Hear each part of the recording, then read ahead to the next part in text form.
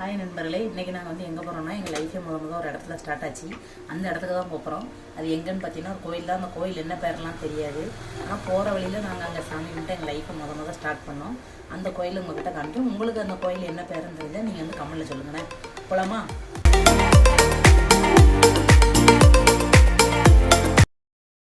அப்படியே ரோட்டில் போகிற வழியில் ஒரு பூக்கடை ஒன்று இருந்தது. அப்போ தான் எடுத்து வச்சுட்டு இருந்தாவ. இன்னும் கடை ஆரம்பிச்சிட்டாவும் இன்னும் வெளியே பூ எடுத்து வைக்கலை. அதனால சின்ன போய் பூ வேண்டாரேன்னு சொன்னாவ. மற்ற எந்த கடையும் இல்லையா, 100 ரூபாய்க்கு வாங்கட்டுமா கேட்டாவே, எனக்கு 100 ரூபாய்க்குலாம் வேண்டாப்பா, எனக்கு முடி கம்மி தான், 50 ரூபாய்க்கு போகுதுன்னு சொன்னேன். அதனால் 50 ரூபாய்க்கு வாங்குதாவ. மல்லி கேட்டோம், மல்லி 150 ரூபா சொன்னாங்க. கோயம்புத்தூரில் கொஞ்சம் ரேட் அதிகம். இப்போ எங்கள் ஊராக இருந்தால் கொஞ்சம் திருநெல்வேலி பக்கத்தில் பவுர் சத்திரங்கிட்டலாம் கம்மி தான் பூ வந்து. இங்கே 150 சொன்னாங்க. அதனால் காக்கட்டானே போதும்பா, நீங்கள் காக்கட்டா வாங்குங்கன்னே 50 ரூபா கொடுத்து காக்கட்டா வாங்கிட்டு வந்தவ. வாங்கிட்டு வந்து அப்படியே வச்சு விடுதேன் அப்படின்னு சொல்லி ரொமான்டிக் முள்ள வந்தாப்புல. அவருக்கு ஷை, கொஞ்சம் அமைதி டைப்பு. நான் கொஞ்சம் வாய் கொஞ்சம் அமைதி தான். அப்படியே கேர்பின் எடுத்துகிட்டு குத்து தெரியாமல் நின்னாவ. சரிப்பா நீங்கள் கஷ்டப்படாதியே, நானே வச்சுக்கிடுதேன் அப்படி சொல்ல. என்ன சொல்ல, ஊக்கில் தானே வந்து ஊர்லலாம் ஊக்கில் வச்சு பழகிட்டா. அந்த கேர்பின்னில் எப்படி வைக்கணும்னு சொல்லி அவளுக்கு தெரியலை. எங்கள் ஊர் சைட்லலாம் சைடுன்னு சொல்லுவோம் கேர்பினை. அந்த கேர்பினில் தான் பூ வைப்போம். இங்கேயும் வைப்பாவை ஒரு சில பேர். ஆனால் இவளுக்கு வந்து ஊக்கிலே குத்தி பழகுனால இது இவளுக்கு தெரியலை. இன்னொன்று அவிய யாருக்கு பூ வச்சுட்ருக்கா, முன்னப்பணம் வச்சா தானே தெரியும். நான் கல்யாணம் ஆகி இத்தனை வருஷம் ஆகி எனக்கு அதிகமாக பூ வாங்கி வச்சு விட்டது கிடையாது. இன்றைக்கி வைக்கணும்னு ஆசைப்பட்டு வந்தாவ. நான் கேர்பின்ல இவளுக்கு குத்த தெரில. அதான் நானே வச்சுக்கிறதப்போ நீங்கள் சங்கடப்படாதீங்கன்னு சொல்லிட்டு வச்சுட்டு, நல்லா இருக்காப்பான்னு கேட்டேன். நல்லா இருக்குன்னு சொன்னார். அப்புறம் சரி வாங்க கிளம்புவோன்னு சொல்லிட்டு வண்டி எடுத்துட்டோம்.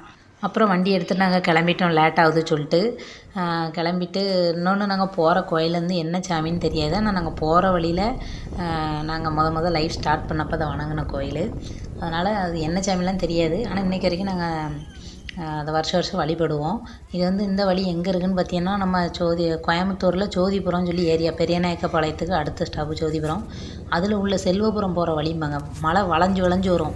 சூப்பராக இருக்கும் இடம். இங்கேருந்து நம்ம கீழே அந்த மேட்டுப்பாளையம் ஃபுல் சரௌண்டிங்கும் தெரியும். மேட்டுப்பாளையமாக காரமுடையாது தெரில. மேட்டுப்பாளையத்துக்கு உள்ள ஊர்லாம் இருக்கும்ல, தாயனூர் அந்த மாதிரி ஊர்லாம் இருக்குது. அந்த ஊருக்குள்ள உள்ள அந்த பற்றியெல்லாம் வியூ பாயிண்ட் தெரியும். பார்க்கறதுக்கே சூப்பராக இருக்கும். என்ன இந்த இடம் வந்து கொஞ்சம் டேஞ்சர், யானை வரும், சிறுத்தை இருக்குன்னு சொன்னாவ. எங்கள் நேரம் எதுவும் வந்துடக்கூடாது முருகாவை வேண்டிகிட்டே நாங்கள் வண்டி எடுத்துகிட்டு போனோம். அப்படியே இந்த இடத்துல ஒரு ஃபோட்டோ எடுத்துகிட்டு போவோம்ப்பா, சூப்பராக இருக்கும் அப்படின்னு சொல்லிட்டு நாங்கள் நின்று ஃபோட்டோ எடுத்தோம். இருங்க அந்த ஃபோட்டோ காமிக்கேன்.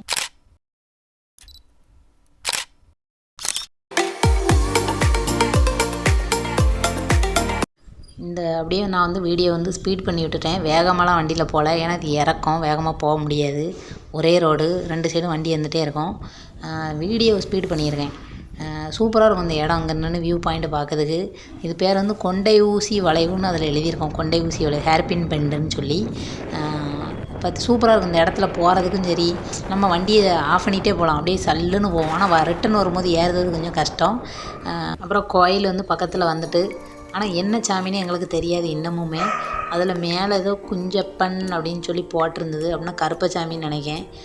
நாங்கள் போகிற வழியில் இந்த சாமியை கும்பிட்டு எங்கள் லைஃப் இதுலேருந்து ஸ்டார்ட் ஆகும்னு சொல்லிட்டு நாங்கள் ஸ்டார்ட் பண்ண சாமி இது வந்து. கருப்பசாமி தான் நாங்கள் நினச்சி இன்றைக்கி வரைக்கும் கும்பிடுதோம், கருப்பசாமின்னு நினச்சி.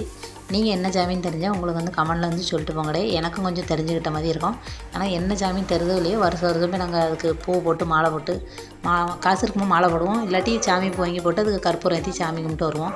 அப்படி தான் இன்றைக்கி இத்தனை நாள் வரைக்கும் நாங்கள் கும்பிட்டுட்ருக்கோம். ஃபஸ்ட்டு நான் சிவன் நினச்சேன். அப்படி இந்த கல்லுமே இருந்தனால கோயம்புத்தூரில் தான் அந்தமாதிரி கல் பார்க்கணும் எனக்கு தெரியாது. அதுக்கப்புறம் தான் அதில் குஞ்சப்பண்ணு இப்போ தான் இந்த கொஞ்சம் எடுத்து கட்டியிருக்காங்க. ஃபஸ்ட்டு வெறும் இந்த இது மட்டும் தான் இருந்தது, அந்த சாமி இது மட்டும்தான். இப்போ தான் கொஞ்சம் எடுத்து கட்டியிருக்காங்க. நாங்கள் 2 நேரம் இருந்தாலும் சாமி கும்பிட்டு, சாமியே எல்லோரும் நல்லா இருக்கணும், நாங்களும் நல்லா இருக்கணும்ப்பா அப்படி சொல்லிட்டு சாமி கும்பிட்டு அந்த குங்குமத்தை எடுத்து எனக்கு வச்சு விட்டாவே எனக்கு ரொம்ப சந்தோஷமாக இருந்தது. இதெல்லாம் நான் எதிர்பார்க்கவே இல்லை. அன்எக்ஸ்பெக்டடாக நடந்தது. ரொம்ப சந்தோஷமாக இருந்தது. சரி போமா சொல்லிட்டு நம்ம கிளம்புனோம். பூ கொஞ்சம் கீழே இறங்கிட்டு ஒழுங்காக இல்லைன்னு சொன்னார். அதனால் எடுத்து திருப்பி வச்சு விட்டாங்க எங்கள் வீட்டுக்காரவிய. அவங்களுக்கு அந்த கேர்பின் கொஞ்சம் வைக்கிறதுக்கு சரியாக வரமுடி, அதான் சொல்லி கொடுத்தேன். அப்புறம் சரி கொண்டா, உனக்கு தெரியல நானே வைக்கேன்னு சொல்லிட்டு வாங்கிட்டு நானே வச்சேன். அப்புறம் இல்லை நான் தான் வச்சு விடுவேன்னு சொல்லி அவிய வச்சு விட்டாவ. வச்சுட்டு அவிகிட்ட காமிச்சு ரொம்ப சந்தோஷப்பட்டேன். எனக்கு ரொம்ப சந்தோஷமாக இருந்தது. ஏன்னா எங்கள் வீட்டுக்காரவி வந்து எனக்கு பூ வச்சு அழகு பார்க்குது. சரி சாமி கும்பிட்டாச்சு கிளம்புவோம் அப்படின்னு சொல்லி கிளம்பிட்டோம். குரங்கு ஒன்று வந்துட்டு மேலே பழம் வாங்கிட்டு வரணும்னு நினச்சா நாங்கள் மறந்துட்டோம். அந்த குரங்குக்கு எதுவும் கொடுக்க முடியல. ரொம்ப கவலையாக இருந்தது. ஏன்னா இதை சுற்றி ஒரு 10 கிலோமீட்டர் கடையே கிடையாது. அப்புறம் சாமி முடிச்சது கிளம்புவோம்ப்பா அப்படி சொல்லிட்டு கிளம்பிட்டோம். உங்களுக்கு என்ன சாமின்னு தெரிஞ்சால் கமெண்டில் போடுங்க. நான் வந்து இது கருப்ப சாமின்னு நினைக்கேன், கருப்பு சாமி தான் நினச்சிருக்கேன். நீங்கள் உங்களுக்கு என்னன்னு தெரிஞ்சால் கமெண்டில் போடுங்க. அப்படியே சப்ஸ்கிரைப் பண்ணிடுங்க. பாய். Like and subscribe.